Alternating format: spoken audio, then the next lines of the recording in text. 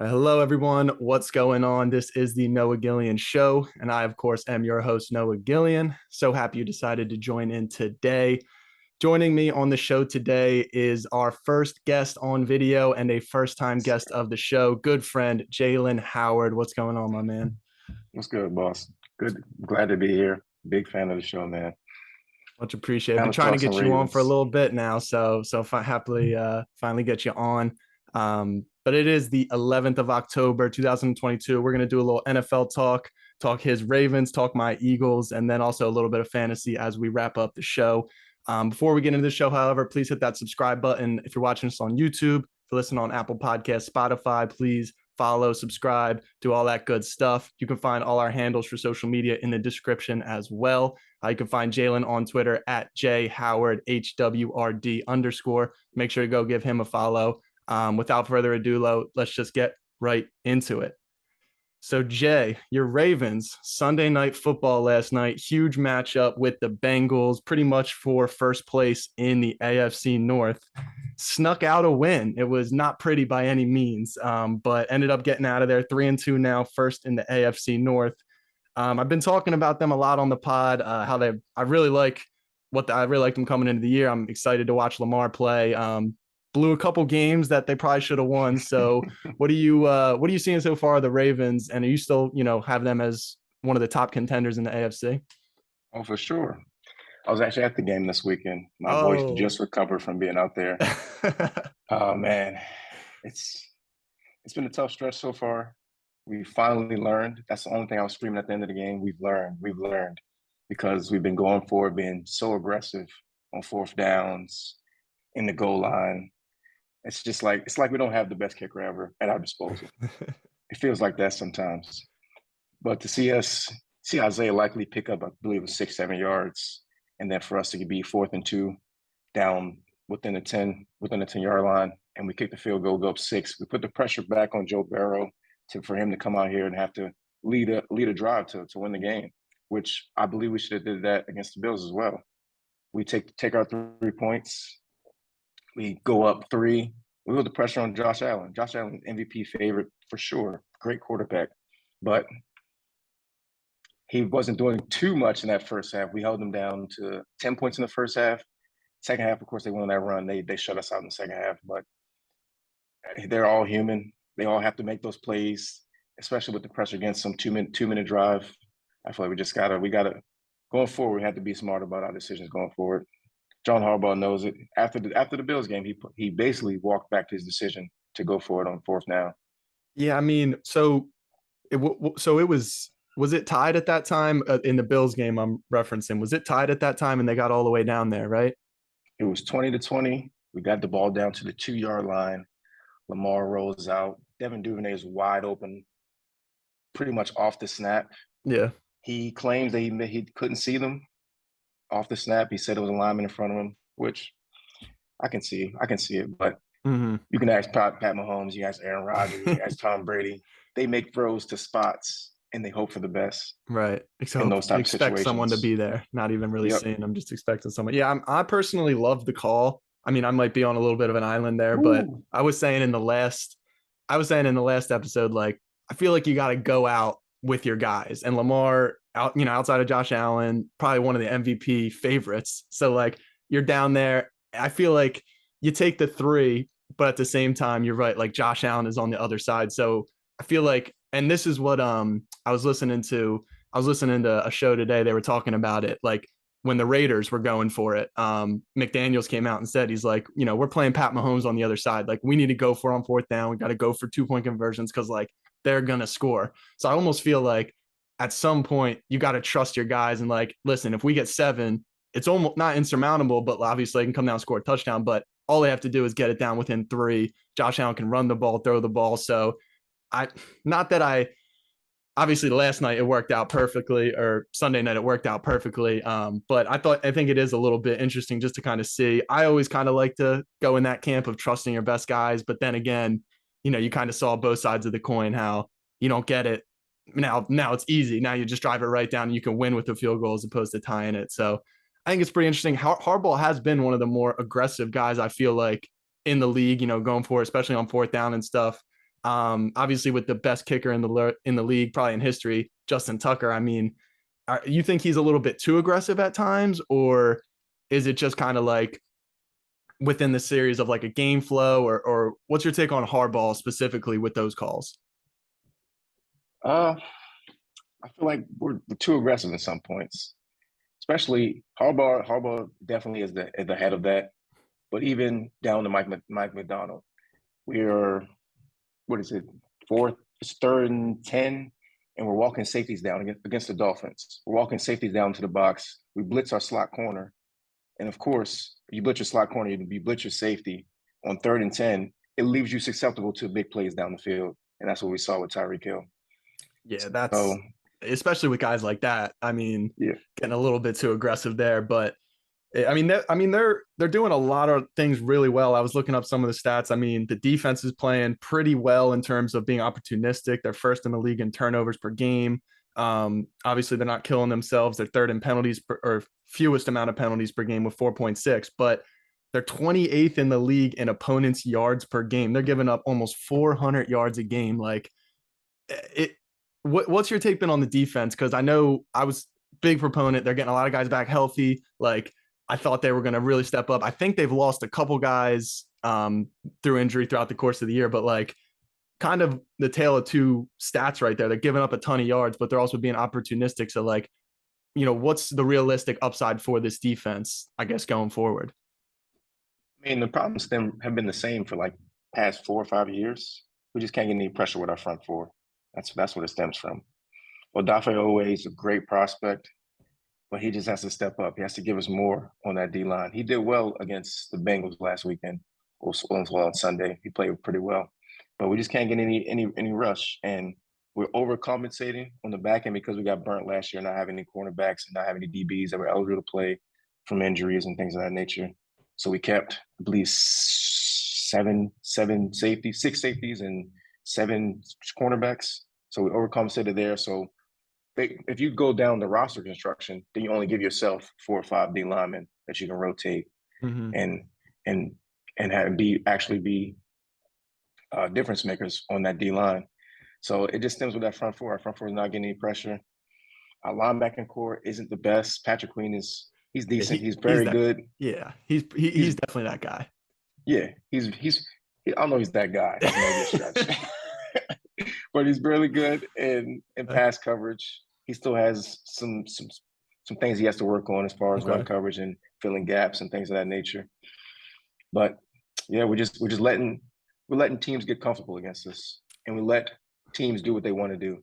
So first half of the Dolphins game, we're giving Tua exactly what he wants. Tua gets to check it down, throw his 4 yard, 3 yard slants. He's throwing his crossing routes. He's getting comfortable, and then we overcompensate. We bring the safeties up. We bring the DBs closer. We're pressing. They hit us over the top. Mm-hmm. It's that type of thing. Yeah, it's definitely. I mean, they're right in the middle of the pack in sacks per game, but that also doesn't quite paint the true number. I was saying with the Eagles for the longest time, like getting pressure with your front four is so important. Like if you can just rush four, it'll change everything. And obviously, not having to blitz, not having guys on the back end coming up into the box, like you're saying with your safeties, like it just totally changes the whole like structure of your defense because then you can start using all those safeties you kept bringing them out on the field, using your playmakers. But not having that, I think, is definitely kind of an issue there. And I don't know. I mean, I'm still pretty bullish on the Ravens moving forward. I mean, fourth in yards per play, they're still doing that. Fourth in points per game, like they're still putting up points. I don't know how injured Rashad Bateman is. I know he obviously missed this last game, but he's been doing all right as that de facto number one. I mean, I could see the Ravens going out and getting a receiver on the wire, maybe if they want to spend up and go get DJ Moore from a sinking ship in Carolina. I mean, that would totally change kind of everything they're looking at. I mean, do you think that that's something that they're going to look at, like going to get a wide receiver, or do you think like just with I mean, they're rushing. I don't have the number right in front of me, but their rushing is still killing it. Obviously, have Lamar, they're going to kill it.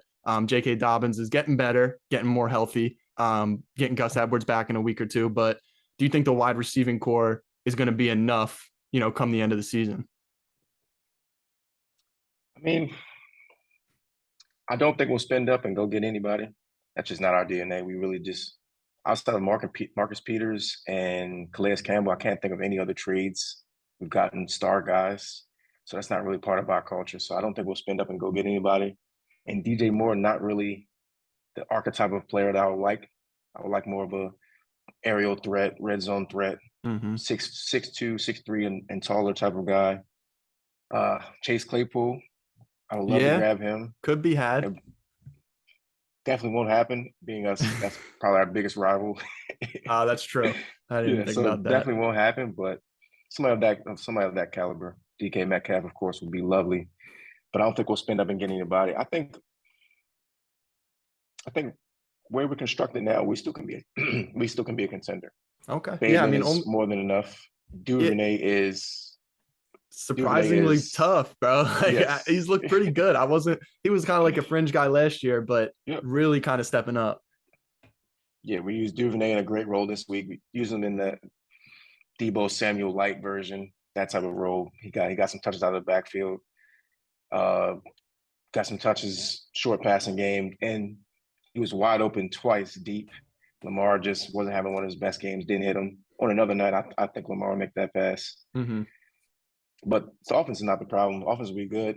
If anything, on the offense is a problem. Greg Roman is not my favorite. I feel like Okay. we've pretty much outgrown Greg Roman. Lamar has exceeded the training wheels that he's playing under right now. I feel like the way Jalen Hurts and the Eagles offenses ran, where you're spreading guys out, you're getting the ball to your playmakers early and often. That's the type of offense I would like to transition to, so we can be a little bit more of a threat downfield, and we're not looking for Mark Andrews 18 yards down the field pretty much every third down. It's pretty much Mm-hmm. our only option every time. Every third and nine is Mark Andrews or bust. Yeah. And still, So yeah, a beast in a tight end, probably. I mean, him and Kelsey easily head and shoulders above everybody else in the league. So you got to love that. definitely. But I like the transition, bringing up Jalen Hurts, because we'll move into that now, talking about the Eagles game. That obviously went into Arizona, got a tough win over the Cardinals. Kyler Murray was a little lackadaisical, let's say, on the big third down, or excuse me, the big second down late in the game. Ended up sliding short, spiked the ball to go to fourth down. Their kicker ends up coming in and missing a field goal. Their backup kicker, actually, who was a member of the Chiefs, I think 2 weeks ago or a week ago, maybe, and then ended up coming on there. So missed that field goal. But I like you brought up, a great point about the Birds kind of pushing the ball down the field. First in yards of pass attempt. I wanted to bring up Baltimore's stat too, because Baltimore's right in the middle of the pack, 15th in yards per pass attempt, going down 7.2, but the Birds 8.5 yards per pass attempt. And, I'm just totally amped up about the progression of Jalen Hurts and kind of where he's gone. First, I want to ask you about the Birds in specific, in general. You have this stack on your fantasy team, so I know you're watching. What do you think a guy like AJ Brown, because obviously Jalen Hurts has made strides mechanically as a passer, but Yep. what do you think a guy like AJ Brown does for a quarterback like that? Obviously, we didn't have a guy like that last year. What can he do for a quarterback like that? We've been seeing it for the past 2-3 years. You spend up and go get yourself an elite X receiver. Your quarterback play immediately increases. Mm-hmm. Stephon Diggs, Josh Allen, Jalen Hurts, AJ Brown. Yep. Yep. You see it. It's Tyreek. just it's just Tyreek and Pat. Mm-hmm. You see it. So going and spending up to get AJ Brown was crucial. When I saw that draft night, I was like, man, your offense will be okay because Devontae Smith, you get him. Would you guys get him sixth pick, I think we got him 10. 10? Yeah, we got him 10th in that year. We traded up Steal. with the Cowboys, actually traded up right past the Giants to pick him, which was pretty crazy. Never make a deal with the Cowboys. But yeah, I mean Steal. they've been killing it. I mean, those two have been killing it. They're first in yards per pass attempt, like I mentioned, fifth in points per game, second in yards per game, second in time of possession, which I think is a huge stat, especially as you start to get later in the year, get a lead, hold a lead. I think that's really important. And I was a little bit reserved early on in the year. I didn't want to say Super Bowl. I didn't want to say, one of those teams because, obviously I'm a Philly fan, so I don't want to be too aggressive. But I mean, they're looking really good. They've won a multitude of different ways. The NFC seems wide open. This is what I kind of want to talk to you a little bit about was The Rams, obviously defending champs, look terrible. The Buccaneers have been injured. We both expect them to get a lot better throughout the year with Tom Brady and that defense. Minnesota, they look good. I'm not gonna, hate on Minnesota. They're 4-1. They look all right. The Packers, I don't even know what's going on in Green Bay, but NFC East looks good. How do you kind of see the NFC landscape, shaking out? The NFC East is a lot better than people thought, but then again, schedules play a factor into there. So what are you kind of seeing in the NFC, at least from just like a general picture going forward? I mean, birds are clearly the favorite. I'm riding with you guys. I want you guys to do well. It feels like 2019 Ravens a lot as far as Okay. dominating on defense, turning the ball over, controlling the ball, scoring when you get into the red zone and taking advantage of any scoring opportunities you guys get. But outside of that, you can never count out Tom Brady. I feel like they'll turn it around. They just got to get back to passing the ball and getting their playmakers back involved. Chris Mm-hmm. Godwin just got back into the fold. He's probably a game away from really being 100%. Of course, Mike Evans is back from his suspension. He's going to be incredible on the outside. Moving on to the Vikings, they were my pick to win the NFC North. Okay. Yeah. So, Yeah, you did. I remember that before week one, get your tickets in. So I hope you actually did get a ticket oh, in for for the Vikings. sure, Okay. for sure. Yeah, the Packers, man. I mean, uh, I know Devonte Adams is that guy, probably the best receiver in the NFL, but like, my gosh, like the whole offense just looks like a total step back. Is was he that valuable to the offense? Like, I know he's a beast, but like, was he that valuable where like they haven't even scored a touchdown like in the second half, I feel like, or maybe they have, but maybe it's like a handful. Definitely, he's your get out jail free card. When in doubt, you're gonna know Devontae's gonna create separation, and you can fit a ball into him. Doesn't even have to Mm, be wide open. Just needs a step. yeah. Just got to be able to fit the ball into him, and Aaron Rodgers is perfect for that. Aaron Rodgers would pretty much treat Aaron Rodgers treat Devontae Adams just like just like Lamar just treats Mark Andrews and pick him out regardless of the situation. Like Mm, I know my guy's gonna get open. I'm gonna find him. And when you lose that and you have to rely on Alan Lazard, he's had his struggles dropping passes. He looked pretty bad this week in London. Romeo Dubs, I like him as a prospect. I feel like he's gonna do well. He just has to get mm-hmm, acclimated and get his chemistry with Aaron Rodgers. mm-hmm. Robert Tonyan is a good tight end. He's not a He's, world beater, but he's good. he's all right. Those backs, though, the backs are what carries that offense. I feel like they should lean on them a lot more. Yeah, they should just go all in Ravens Eagle style, like just run the ball 30 times a game, give each one of Yep. them 15 carries a game. Like you got perfect compliments in Aaron Jones and AJ Dillon. Like I feel like they should just totally and they do to some extent. I mean, they Yeah. definitely are up there in, rushing offense. Yeah, for sure. But all the talk before the season was Aaron Jones is going to be used as essentially a slot receiver, a wide back, just like Debo's used, and they'll line him in the backfield, get him touches off the backfield, line him in the slot. And I feel like they should actually take that and use that as one of their weapons on offense because saying Devontae Adams is a big hole to fill, and you got to get creative to fill it. Yeah, and the guys that, like you mentioned, the guys that could fill that role like physically are rookies, and Aaron Rodgers has already proven that he's not going to trust these guys. It seems like Romeo Dobbs is going to be a guy that is going to turn into that. Like I actually really like him. I think he looked great in the preseason, and now he looks really really good. So we'll see kind of how that progresses. But Watson just re-aggravated his hamstring again, so he's probably going to miss some time. That's not going to help him integrate himself to the offense at all. And then you're talking about like a 35-year-old Randall Cobb, and Sammy Watkins is already on the IR. It's like I just don't know what their seal. I think they'll still make the playoffs, but I just don't know realistically like what their ceiling is kind of going forward. So talk about the North, probably only one realistic team. And then again, are we trusting Kirk Cousins to make a deep playoff run? Like that's where No, my whole thing. Like their team is good. Obviously, Jefferson, Dalvin, Thielen, their whole offense, their defense is good, but I don't know. I think the NFC is as wide open as it's ever been. I think I think kind of looking at it now, I think Tampa Bay and the Birds are going to be kind of the last two that kind of raise themselves above. And one team I did want to mention is the 49ers. We talked about the Rams kind of falling off. I think the 49ers, like with the defense they have, the running game they have. Now that Jimmy G is back under center, I think no disrespect to Trey Lance too. Like we talked about it, like after he got hurt, like you hate to see that happen, but Jimmy G for this year probably is a better quarterback for them. So like this is a team that was in the NFC Championship a year ago, so I don't think they can be totally discounted. But then again, is Jimmy G like, is he that guy? I know he's gotten to those points, but he also has kind of folded to that point. So are you still, you still keeping stock in them as like a realistic contender? I was actually refraining from talking about them because I believe that they are the kryptonite for the Eagles. They are pretty much built in the inverse as the Eagles. They're going to Yeah. run the ball. They're gonna get stops on. Well, I mean, not on defense, but they're gonna get stops on defense. They're gonna run the ball. They can control the clock. Jimmy G is gonna make good decisions with the ball.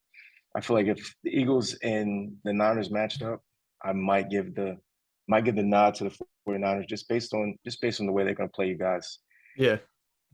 Yeah, totally. I mean, they have their linebacking core is ridiculous. Their defensive line is ridiculous. The back ends, Yeah, they're opportunistic guys. I don't think they have any like too many big names in the secondary, but like their defense is something special. And I honestly, you're right. Like I think it comes down to whoever has home field in that matchup. Like between those yep, two, like if we're in San Francisco, they're probably favored by 3 points maybe or whatever. But if we're back in Philly, it's probably 2.5, 3. Like I think it's that close. So I think it's interesting kind of to discuss there. But I think those three teams, Buccaneers, Niners, and Eagles, I think are and the they're the top Vikings. three.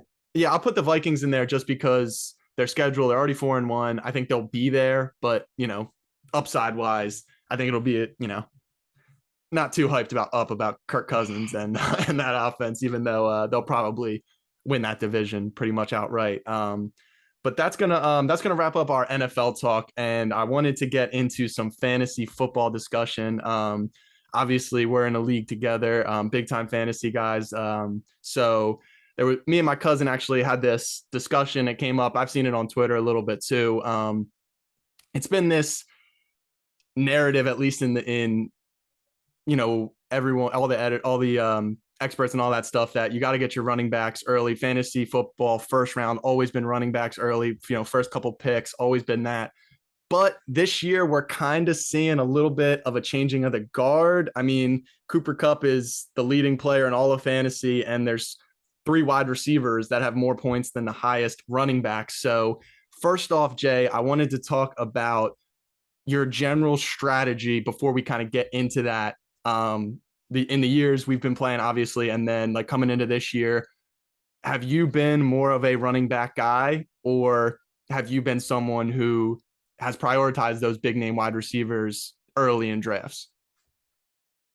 Yeah, for the past 3 to 4 years, I've pretty much fully adopted the hero running back strategy, where you go get your top back, your Christian McCaffreys, Nick Chubbs, Derrick Henrys, those guys at the top of the draft, and then hammer our receiver through the rest of the draft. Try to avoid any running backs in between 3 and 6, what they call the running back dead zone, and get running backs after sixth and seventh, eighth round. You'll probably get a handcuff back or somebody that has the potential to grow into a bigger role. For Mm-hmm. example, like Kenneth Walker or Melvin Gordon, if you got him, those type of guys. But Mm-hmm. middle of the draft, I'm going to get DK Metcalf. I'm going to get AJ Brown. I'm gonna take shots on guys that I think will do well. It's like rookies towards the end of the draft. Like I'm gonna take shots on Chris Olave. I'm gonna take shots on any of those rookie guys that first 4 weeks not gonna be great. They're good. They're getting integrated into the offense. But after that, potential for breakouts is there. So that's what you're looking for. You're looking for breakout receivers. You're looking for your 2019 DK Metcalf. You're looking for somebody like that. Yeah. But I really try to stay away from running backs because we're trending. We've been trending towards a pass heavy league. We're in a pass heavy league. So your more running backs are trending more and more towards touchdown dependency. And if you're banking on Austin Eckler to catch a bunch of passes, or you're banking on, that's actually a bad example. Austin Eckler is an excellent running back. If you're banking on any running back that's dependent on receiving value, and you're thinking he's going to be a stud in the second round, just take a receiver. Take a receiver. Yeah, I think That's my opinion on it. I feel like if you're playing 3 running backs in your starting roster, you're playing losing fantasy football to me. Yeah, especially with how, like you said, the trend, how it's been going. It's like a lot of teams are employing these two running back sets, and there's not really many bell cow running backs that you could put in there. Like, I mean, I know Eckler obviously isn't up there, but like a guy like McCaffrey or Derrick Henry or Yeah. I mean, Eckler gets a lot of work, but then I'm struggling to think even like a guy like Nick Chubb only gets like 50% of the work, who's killing it right now. You know, a lot of these guys that, a lot of people didn't like Miles Sanders because he was in the backfield with that, but then he was in a backfield with multiple running backs, and he was a mid-round running back, and then he turns out to actually be getting a lot of carries and stuff, and then he was kind of suppressed on draft day. So it's really, really interesting because, like you said, it's turning into that. And one of the things that I really like to do is look at like the first, the 12th, and the 24th kind of in those rankings, because I feel like that it shows the disparity of what's what. And I mean, as of right now, Cooper Kupp is at 132. He's the number one. And then you have, well, just go down to the 24th. Duvernay, surprisingly, is 24th with 65. And the reason I picked those is just because obviously you're starting two running backs, two wide receivers pretty much everywhere. So the top 24 should be startable in every league. But Duvernay, 24th, he's got 65 fantasy points through these games. And the 24th running back is at 54. And there's multiple running backs in the top 24 with 50 points.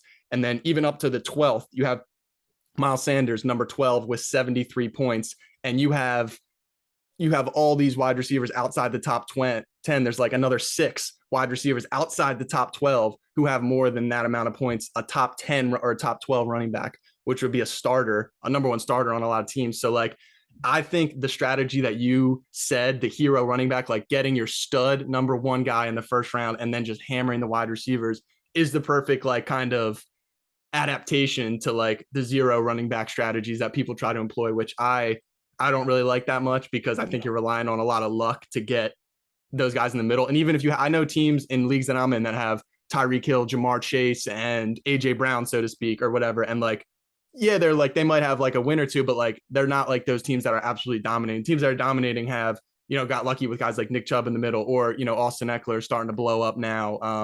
McCaffrey's been really, really good. Derrick Henry's starting to come along. And then you hit those wide receivers in the middle round that really turn up. So I think it's really, really interesting. I think it's like a great discussion to have, just because you said it, like it's a passing league. Like there's most of the time for most teams, 3 wide receivers on the field. So like you're talking about 3 wide receivers on the field to 1 running back for a team in a given formation. It's like, we're going to go that, like, there's going to be so many more options on the wide receiver thing.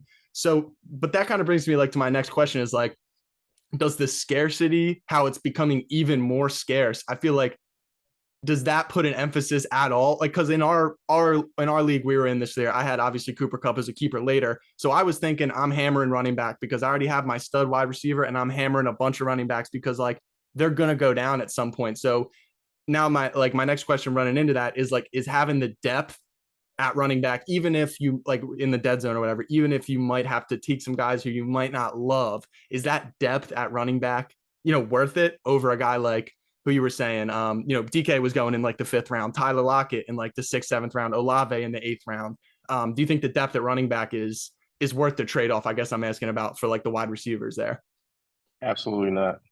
RB2 is the most replaceable position in fantasy football. There's always going to be, just because running backs get hurt often. Mm-hmm. So a guy that you had that wasn't even on your radar going into the season, Mike Boone, for example, he Mm-hmm. becomes Tyler Algier, Caleb Hunt, like Tyler these you Algier. could plug in. You can plug him in RB2 and they can give you good numbers. Tyrion Davis Price for the Yeah. 49ers, when he comes back, he'll Jeff be a Wilson was solid on the option. wire first week of the season, like these guys. Jamal Williams was picked up in the 12th, 13th round, and Mm-hmm. he's an RB1 when he plays. Yep. Alexander Madison, same thing. Like you, my strategy has always been to give up on running back, because running back you can replace at any point. You can always make a trade. For anybody who was listening to last week's episode, I'm the guy who traded for Brees Hall in our league You had and to bought bring it low. up, Joe. I mean, listen, I was already a little upset about it when it happened, but now every single week I'm watching Brees go out there. I'm just thinking to myself, what You know, did I do? and that was a mistake on my part as well, because I drafted Travis Etienne in the 4th round, and that's something Yeah. I usually don't do. But I thought he was going to be a stud. I thought he was going to be a hit, so I reached into the 4th round and grabbed him. Yeah, and that was another And then interesting thing too. Like the whole reason I took Brees was because a running back, the first running back taken in the NFL draft, real life NFL draft, the first running back taken that year has like almost never finished outside the top 24 at that position. Like when you're taking like that elite of a guy, like at some point they're going to figure it out. And I let the 0-2 start get to me. I ended up, I literally was between ETN and Brees since we were talking about that. And I kind of like Jacksonville a little bit better than the Jets, but turns out the Jets are actually good and Brees is spearheading that. So, but like you said, that guy was, he was, I think I picked him with the first pick of the third round, and Yep. he's the 9th running back in fantasy right now with just absolutely killing, averaging 15 points a game. Yep. So it's a really interesting discussion to have. I'm gonna have a couple more people on in the coming episodes to talk about that, but I thought it was really, really impressive, and kind of to see where the wide receivers are going. Like I mentioned, I mean, the top 5 are all, or excuse me, the top 3 are all over number 1, which is Austin Eckler, and there's 5 receivers who are over the 100-point threshold, and only 3 running backs. So I think it's an interesting discussion to have, because there's when you're in fantasy football, you're in these drafts, you read these articles, you get these magazines. It's like they have these like commandments, so to speak, of things you have to do every single year. But I guess that's like the one beautiful thing kind of about this game is you can win it so many different ways. And I think it's interesting to have that discussion, because every single year there's guys in the middle rounds that just blow up. I mean, Stephon Diggs like 3 years ago was a 4th round pick. Cooper Kupp a couple years ago, I think I got him in the 4th or 5th round. So Yeah. it's like DK this year in the 5th round. Like you have all these guys. AJ Brown, I think, was a 3rd round pick blowing up. So I think it's pretty really interesting discussion to have there. I didn't want to touch on it, but you brought it up. So Jay did beat me this last week in our fantasy league. I'm not happy with Darren Waller. So I don't know. I was holding Darren Waller out of trade talks all week. For 2 weeks now, everybody's been asking for Waller. I'm saying, no, I got to keep him. And I needed him last night. Where was he? In street clothes, Jay? I mean, I'm totally Yeah. falling apart over That's here. that's a tough loss. Being that you were only down 8 points going into Monday night with Darren Waller, top 5 tight end in the league. I thought I was done. I put in Waller first touchdown. I was gonna take something away from that game. Uh, I was gonna take something away from that game, but to see him in street clothes, I do like Darren Waller, so I was not cheering for injury or anything of that yeah. nature. But I was happy to see him not suit up in the second half. But yeah, it's a good matchup between us two. It's always a good matchup when we play. Just because Yeah. we have a similar mindset when it comes to fantasy.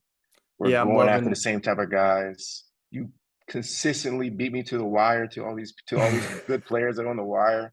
That pretty much makes you upset. So I even have I'm even more fired up to play against you when we match up. Yeah. The Hurts pick you made in the draft this year single-handedly threw my whole draft onto a tilt. So I'm upset that you have him and AJ, but Payback. You grabbed Colin from me last year. It's yeah, payback. yeah, he helped me out a lot this year, and Hurts has been big for you this year. Yeah. But that's going to kind of wrap it up. We're running a little bit short on time here on the thing, so we're going to wrap it up on the show this week. So that's going to do it. Once again, guys, definitely check the description for all our social media handles. Hit that subscribe if you're listening on YouTube, Apple Podcast, Spotify. Follow, like, subscribe. That you can find Jalen on Twitter at JAY Howard HWRD_. Make sure to go give him a follow. Thanks, Jay, for hopping on. It's big time. Yes, Have sir. you on. Definitely have to have you on again soon. And yeah, hopefully we see each other again in the playoffs pretty soon. So I hope not, but thanks for having me. so we'll see each other then. All right, guys, it's good to have you. We'll see you again next time.